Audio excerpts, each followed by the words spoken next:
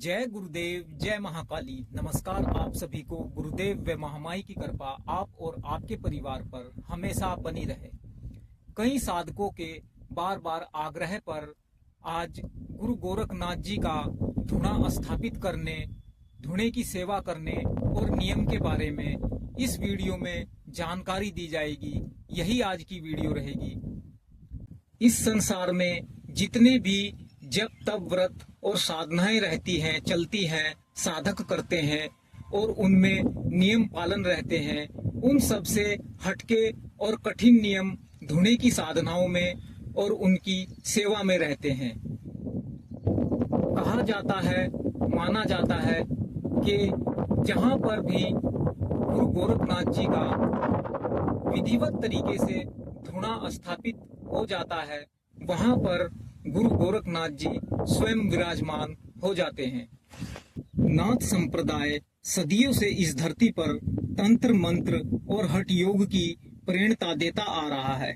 गुरु गोरखनाथ जी, दादा गुरु मच्छिंद्र नाथ जी और दत्तात्रेय जी जैसे सिद्ध साधुओं ने इस परंपरा को शुरू किया था और आज लाखों सिद्ध साधक नाथ संप्रदाय से जुड़े हुए हैं।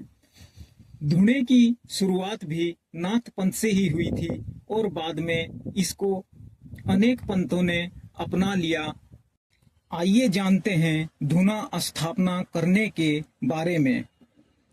धुने को हमेशा गोल आकार में ही बनाना चाहिए। धुने को पूर्व या उत्तर दिशा में ही बनाना चाहिए। धुने के चारों ओर परिक्रमा करने के लिए पर्याप्त जगह होना बहुत जरूरी होता है। धुने का साइज कोई फिक्स नहीं होता। अपनी सुविधा के अनुसार आप धुने को बना सकते हैं, जैसे कि कम से कम 1.25 हाथ, 2.25 हाथ या फिर 3.25 हाथ के आकार में धुने को बना सकते हैं। धुने को हमेशा जमीन में गड्ढा खोदकर ही बनाया जाता है। जैसा कि बताया गया है कि धुने को गोल आकार में ही बनाया जाता है, लेकिन जरूरत पड़ने पर इसमें ईंटों से मेखला बनाई जा सकती हैं, जो कि देखने में सुंदर लगती है। जैसा कि मंदिरों में, किसी बड़े मठों में आपने देखा होगा, मेखला बने हुए धुने बहुत ही सुंदर लगते हैं।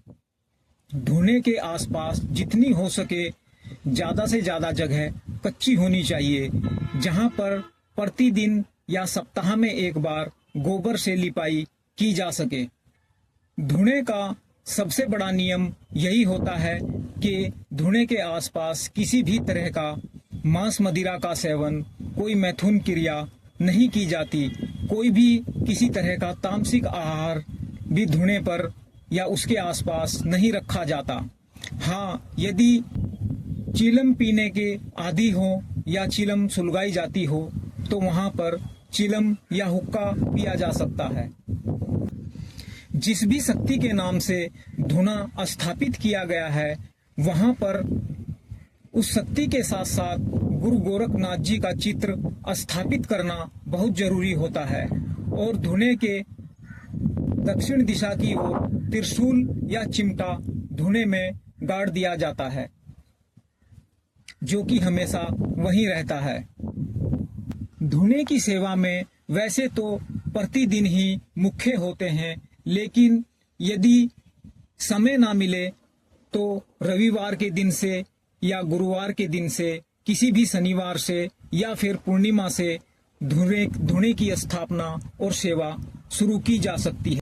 प्रतिदिन या सप्ताह में एक बार धुने के ऊपर रोट बनाकर गुरु गोरखनाथ जी को भोग लगाया जाता है और बीच का हिस्सा रोट बनने के बाद घी लगाकर गुरु गोरखनाथ जी को भोग रूप में अर्पण किया जाता है और बचा हुआ रोट साधक प्रसाद रूप में स्वयं ग्रहण कर सकते हैं या बाकी जनों को बांट सकते हैं।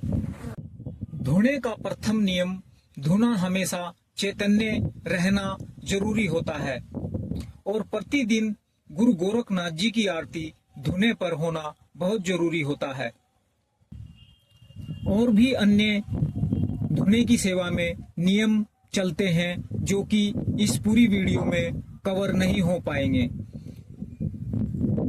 यह जो नियम आपको बताए गए हैं यह भी अपने आप में कहीं हद तक ठीक है। जैसा कि कहा जाता है कि धुने के पास बैठकर यदि कोई साधना जब तक व्रत किया जाए तो वह जल्दी फलीभूत हो जाता है। लंबे समय तक साधनाओं में डटकर बैठा रहता है। यह थी एक छोटी सी वीडियो। यदि वीडियो अच्छी लगी हो तो कृपया वीडियो को लाइक करें और चैनल को भी सब्सक्राइब कर दें।